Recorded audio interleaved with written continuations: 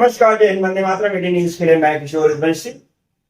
इस समय हम वार्ड 75 में हैं और संभावित उम्मीदवार उमेश राणे जी हमारे साथ में हैं। उमेश राणे जी का संक्षिप्त परिचय ये है कि जवानी के दिन से ही इन्होंने पिछले करीब 40 साल से पार्टी का कर्तव्यनिष्ठ कार्यकर्ता बनकर इन्होंने काम किया है, बिना किसी भाग दौड़ के, बिना कहीं यहां वहां पार्टी बदले या किसी भी प्रकार का विवाद किए बिना इन्होंने पिछले 40 साल से संगठन के साथ जुड़ करके, बजरंग दल के साथ, आरएसएस के साथ, बीजेपी के साथ जुड़ करके इन्होंने अपनी कर्तव्य निष्ठा का परिचय दिया है। यही कारण है कि आज मरोल 75 की जो जनता है, इन्हें बड़े जी जान से चाहते हुए, ये चाहती है जनता यहाँ की कि वार्ड 75 से उमेश राणे जी यहाँ के नगर सेवक बने और तमाम महिला पुरुष इनके पीछे जी जान से काम में लगे हुए हैं। आइए हम जानते हैं उमेश राणे जी से कि भविष्य में उनकी क्या योजनाएं हैं, किस तरह से उन्होंने पार्टी को आज तक अपनी सेवा दी है, क्या चीज है जो इनको प्रभावित किया। इन्होंने बीजेपी को आज तक इन्होंने अपने सराहों पे बिठा करके पार्टी का कार्य करते रहे हैं और सारा कुछ इन्होंने अपने मतलब कहे जीवन का एक महत्वपूर्ण भाग जो है इन्होंने पार्टी को समर्पित किया है। और उसका परिणाम यह है कि लोग इन्हें आज चाहते हैं कि इनका नगर सेवक उमेश राणे जी बने। उमेश राणे जी, 18 न्यूज में आपका हार्दिक स्वागत है। सबसे पहले ये बताइए, अपना थोड़ा सा जीवन परिचय आप दीजिए कि किस तरह से आप कहां से आए, किस तरह से आए और पार्टी की किन किन विचारों ने आपको प्रभावित किया। इस बीच में पार्टी बहुत सारे झंझावातों से जूझती रही, सारा कुछ होता रहा, तो कैसे आप एक पार्टी से जुड़ करके आज 35-40 साल से आपने जो सेवा दिया है, जबकि आज लोग सुबह तक किसी और पार्टी में होते हैं और शाम को किसी और पार्टी में होते हैं, चुनावी माहौल चल रहा है, तो इन सारी बातों को लेकर के आपके दिल में ये सब बातें नहीं है कि अपनी महत्वाकांक्षा को आप भी प्रदर्शित करते हैं और किसी दूसरी पार्टी में भाग दौड़ करते तो आप कहीं और जब होते आज।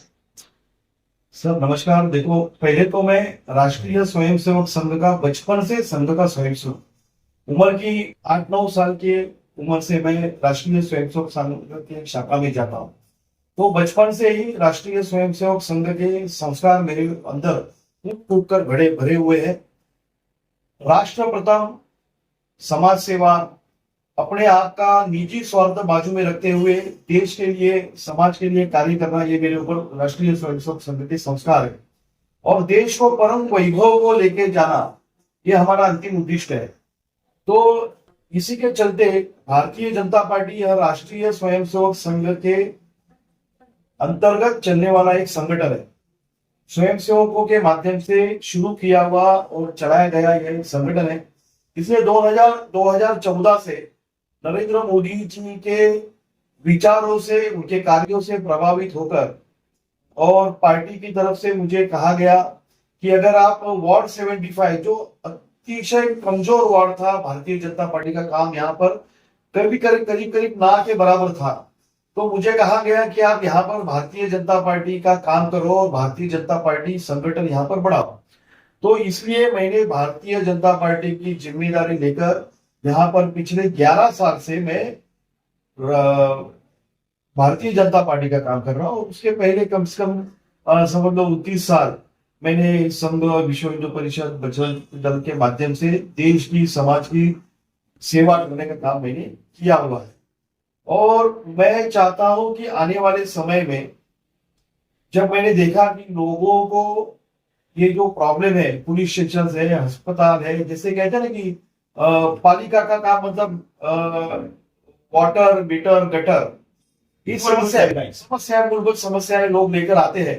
तो पार्टी का काम करते हुए हम लोग अगर पार्टी को सक्षम बनाते हैं तो लोगों की ज्यादा से ज्यादा सेवा कर सकते हैं। यह देखते हुए हमने वार्ड 75 में पिछले 11 साल में भारतीय जनता पार्टी को घर घर तक पहुंचाया है, बस्ती बस्ती तक पहुंचाया है।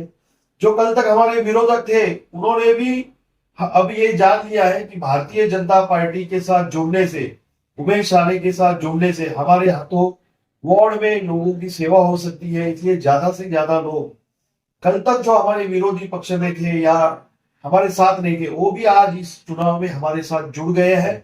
और उनको भी लगने लगा है कि उमेश राणे को अगर उम्मीदवारी मिलती है तो हम उमेश राणे को अगर जिता देते हैं तो बिना किसी पद के, मतलब नगर सेवक पद के भी इन्होंने पिछले पिछले बार मुझे ऐन वक्त पर उम्मीदवारी मेरी नकारी गई। उसके बावजूद भी मैं पक्ष के साथ एकनिष्ठ रहते हुए मैं आज तक काम कर रहा हूं। तो पार्टी ने भी मान लिया है, लोगों ने भी मान लिया है कि ऐसे ही कर्मठ निष्ठावान व्यक्ति को ही टिकट मिलने के बाद अगर वो नगर सेवक बनते हैं तो ईमानदारी से यह अपने अपने काम को न्याय दे सकते हैं। तो उस दिशा में इस साल मैं प्रवास करते करते यहाँ तक आया हूँ। और हमारे हमारे यहाँ के कार्य सम्राट आमदार जी पटेल साहब काका, इनके नेतृत्व में हम काम कर रहे हैं।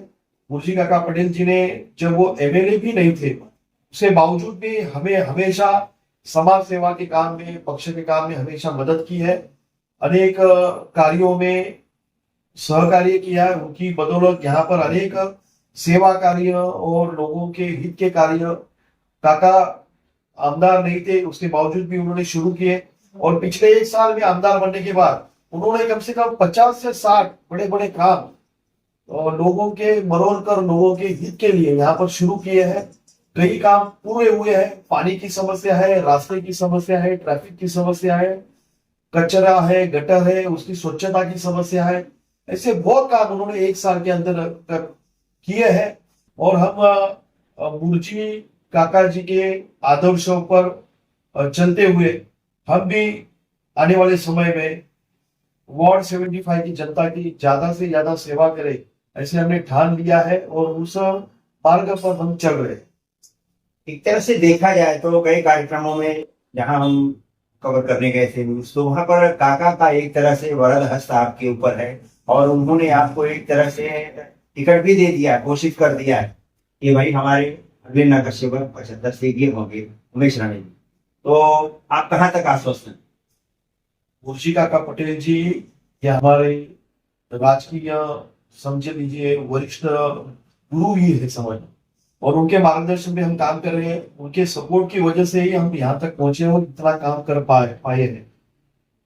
उन्होंने भी अपने भाषणों में, बोलो या बात करते करते, कभी कभी इनडायरेक्टली डायरेक्टली यह इच्छा प्रकट की है।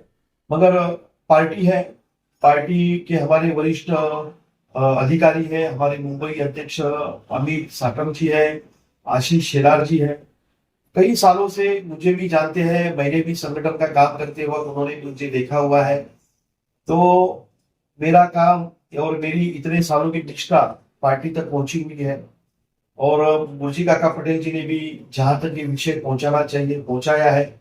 उनकी भी मनोकामना है और लोगों के मन में क्या है, और मुंशी काका हमेशा लोगों के लिए काम करते हैं, तो लोगों की मनीषा भी उन्होंने जान ली है वार्ड 75 की। तो मुझे यह पूरी मुझे पूरी तरह से यह विश्वास है कि इस बार पार्टी मुझे न्याय देगी और मैं पार्टी का विश्वास पूरी तरह से सार्थक करने में सफल हो जाऊंगा। आपको लगता है कि जिस तरह से मुंशी पटेल काका जी को, जिस तरह से पार्टी के यानी आपकी तीनों सहयोगी पार्टियों में जिस तरह से उनकी छवि है, जिस तरह से उनकी पकड़ है, और वो खुद कहते हैं कि अपने पास 3 मुख्यमंत्री हैं, तो ऐसा लगता है नहीं कि आपके अगर आपकी सिफारिश वो कर देते हैं तो आपको टिकट नहीं मिले, ऐसा तो नहीं लगता? मेरा मुंशी काका पटेल जी पर और पार्टी के ऊपर पूरा पूरा विश्वास है। सेवा करनी है, कार्य करना है। पिछली बार मुझे टिकट नहीं मिला था, फिर भी मेरे कार्य में कुछ खंड नहीं पड़ा। कार्य करते रहना है और इस बार सबने ठाना है कि उमेश राणे जी को लड़ाना है। तो सबके ऊपर विश्वास रखकर मैं काम कर रहा हूँ और भगवान के ऊपर भी मेरा विश्वास है। तो मेरा विश्वास इस बार पूरी तरह से सार्थ हो जाए। अच्छा, एक बात और बताइए कि काका ने एक साल के अंदर जिस तरह से समाज के काम को, जनता के हित के लिए जो भी काम किए, उसे देखते हुए आपको लगता है कि 5 साल के बाद कोई ऐसा सामाजिक काम या सामाजिक मुद्दा रह जाएगा जो कोई दूसरा करने के लिए आएगा? काका ने, लोग कहते हैं कि 5 साल का काम एक ही साल में पूरा कर दिया है। इतना जबरदस्त काम का स्पीड है। पूरा दिन रात को 3 साढ़े 3 बजे तक भी वो जागते रहते हैं, काम करते रहते हैं। और उनके पास मतलब इसके पहले पूरी साल कंटिन्यू हर शनिवार को जनता दरबार, रेगुलर जनता दरबार लेने वाला आमदार अंधेरी को मिला है। और करीब करीब पूरे अंधेरी में जो जो बड़े बड़ी समस्याएं थी उसके ऊपर उन्होंने काम शुरू किया। कुछ समस्याओं का निराकरण भी उन्होंने कर दिया है। तो मुझे नहीं लगता कि 5 साल में ऐसा कोई काम बचेगा कि अगले इलेक्शन में किसी को बोलने को मौका भी मिलेगा कि ये काम बच गया, ये काम छूट गया, या ये काम काका ने किया नहीं इसलिए हमें मौका दो। ऐसा बोलने का किसी को मौका ही नहीं मिलेगा। और काका के काम के बदौलत जो उन्होंने वार्ड 75 में किया है, उसके बदौलत ही वार्ड 75 की जनता काका ने किए हुए काम के को देखते हुए काका जिसे उम्मीदवार करके घोषित करेगी उसके पीछे खड़े होकर उसे जीता देगी, ये मुझे विश्वास है। उसमें से आपका नंबर भी लगने वाला है, पहला नंबर। आपकी भी इच्छा है? मैं तो, मेरे दोस्त है ऐसे ही जिनकी जिनकी इच्छा है और उनकी सबकी इच्छाओं को देखते हुए, उनकी मनोकामना देखते हुए पार्टी और हमारे कार्य सम्राट आमदार मुर्जी काका पटेल ऐसा ही कुछ निर्णय लेंगे, ऐसे ही मुझे विश्वास है। एक बात और बताइए कि मरोल में बहुत सारे गार्डन और बहुत सारे पार्क वगैरह का इस तरह का काम हुआ है। इस बीच में सामाजिक मुद्दा में एक मुद्दा रह गया है 7 हिल का, जिसे कांग्रेस भी उठा रही है कि इसका निजीकरण हो रहा है और इसको जो है सार्वजनिक तौर पे बीएमसी को देना चाहिए, हैंड ओवर करना चाहिए। तो इस मुद्दे में आपको कहाँ तक सफलता मिलती नजर आ रही है? हालांकि काका ने भी इस चीज को डिमांड किया है कि ये बीएमसी के अंडर में दिया जाए और जिससे जनता को फायदा हो सके। इसे कहाँ तक सहमत हैं? मैं पूरी तरह से सहमत हूँ कि 7 हिल ये जो इतना बड़ा अद्ययावत जो हॉस्पिटल है, और काका ने बोला है कि हम यहाँ पर 1000 बेड बीएमसी का हॉस्पिटल यहाँ पर खोलेंगे, उस दिशा में हमारे कार्य सम्राट आमदार मुर्शी काका पटेल जी काम कर रहे हैं।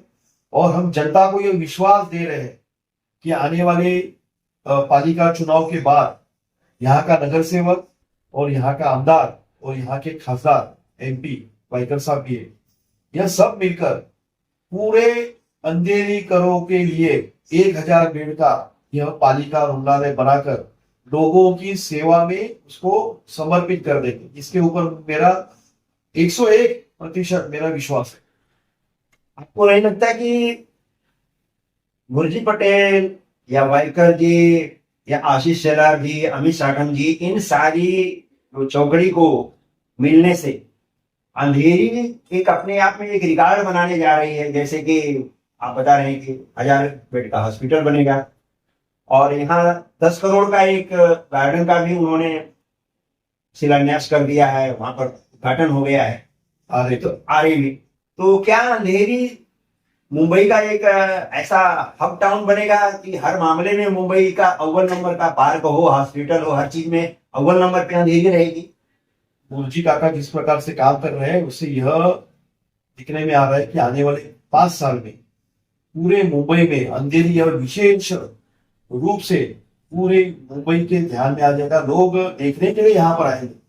जैसे आरे में श्री गणेश उद्यान और वहां पर चलने वाला श्री गणेश तालाब वॉकिंग क्लब, इनके माध्यम से जो काम चल रहा था उसको काका ने जिस प्रकार से सहायता करते हुए 10 करोड़ का फंड वहां पर अभी तक 3 करोड़ का काम किया और 7 करोड़ का फंड उस दिन आशीष जी के मुंह से उन्होंने घोषित करवाया। तो आने वाले समय में पूरे मुंबई के लोग देखने आए, ऐसा वहां पे क्लब और गार्डन बनेगा, तालाब बनेगा। भवानी नगर में उन्होंने बहुत ही सुंदर, वहां पर भी 3-3.5 करोड़ रुपए डालकर उन्होंने बहुत सुंदर जॉगर्स पार्क और गार्डन बनाया है, जो पहले एकदम जंगल और एकदम खंडर बना हुआ था। और साथ ही साथ में उन्होंने मरोल का जो पुरातन मच्छी मार्केट है, वर्सोवा से कोली हमारी जो महिला है वहां पर आती है, उनके लिए वहां पर जो 6 माले का वहां पर इमारत बनाकर उसमें 2 मरोलकर लोगों के लिए 2 कम्युनिटी हॉल, वहां के जो उस मार्केट में और उस कंपाउंड में जितने भी हॉकर्स है या जो जितनी छोटी छोटी दुकानें हैं उनके लिए मॉल और पार्किंग, परिसर के लोगों के लिए पार्किंग, एक बहुत ही बड़ा वो प्रकल्प। और उसके बगल में ही जो बीएमसी का टूटा फूटा और एकदम खंडर बना हुआ जो डिस्पेंसरी था, वहां पर भी काका 5 माले का मॉडल करोड़ लोगों के लिए अद्ययावत हॉस्पिटल बना रहे। यानी जो लोगों को यहाँ पर ऊपर में भागना पड़ता था या जोगेश्वरी के ट्रामा हॉस्पिटल में भागना पड़ता था, तो अभी पूरे इस मरोड़ परिसर के लोगों को यहाँ पर इमरजेंसी में अस्पताल उपलब्ध होने जा रहा है, जो कि उसका शिलान्यास या उद्घाटन उप मुख्यमंत्री एकनाथ शिंदे साहब को बुलाकर हमारे आमदार काका ने किया है, काम शुरू हुआ है। वैसे ही मरोड़ में जो माता रमाबाई अंबेडकर मैटरनिटी महिला प्रसूति गृह है, उसमें भी बहुत सारी सुधारणा लाने की सूचनाएं आमदार साहब ने दी हुई है, और उनका कहना है कि पालिका इलेक्शन के बाद हम यहाँ पर ये अस्पताल भी और भव्य बनाएंगे, अद्ययावत बनाएंगे, ऐसा भी उनका एक एम है, काम चल रहा है। तो इस प्रकार से ये सब कामों को देखते हुए सचमुच पूरे अंधेरी में, अंधेरी विधानसभा और अंधेरी विधानसभा का जो आमदार है मुंशी काका पटेल, यह लोगों के प्रशंसा का और चर्चा का विषय बनने जा रहा है, अभी भी है, आगे और बढ़ेगा। आगामी जो मनपा चुनाव है उसमें आपकी जो विरोधी पार्टियां हैं उनकी हालत बहुत ही खस्ता दिखाई दे रही है। कहीं उन्हें कार्यकर्ता नहीं मिल रहा है, कहीं उन्हें उचित कैंडिडेट नहीं मिल रहा है चुनाव लड़ने के लिए, और किसी भी आदमी को वहां पर खड़ा करके बस एक चुनावी खानापूर्ति की बात की जा रही है। तो ऐसे में क्या लगता है आपको कि आप अपने कितने नगर सेवक यहाँ से ला सकते हैं आप लोग काका के मार्गदर्शन में? अंधेरी विधानसभा में पूर्ण वार्ड 7 और अपूर्ण वार्ड आधे जोगेश्वरी और आधे अंधेरी में, 1 वार्ड पार्ला में और अंधेरी में, इसे मिलाकर 10 वार्ड है।